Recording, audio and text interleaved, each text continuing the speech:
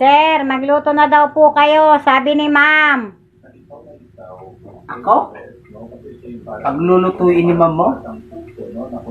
Ha? Sayang lang tato. Oh, ilang gatang ba?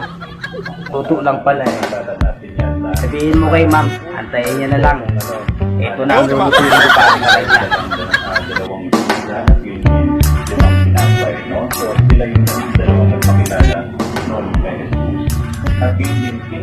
Sayang lang tato. Paglulutuin mo lang.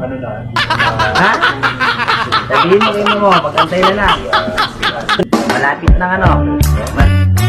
Sabihin mo kay ma'am mo. Matuto mag-aral magluto. Hindi na lang puro ate sa kanya sa akin, ha? Tatamaan siya sa akin.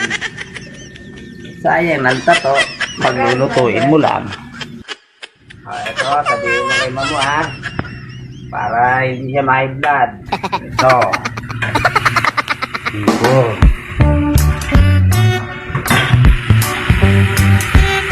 Bigyan mo sabaw para malakas si ma'am mo.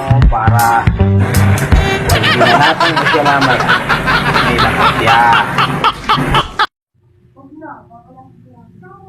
Sir, pinapasabi po ni ma'am, pakisandukan nyo na daw po siya at nagugutom na siya. Ako? Opo. Ipagsasabi ko siya? Yes. Oh, sige, sige.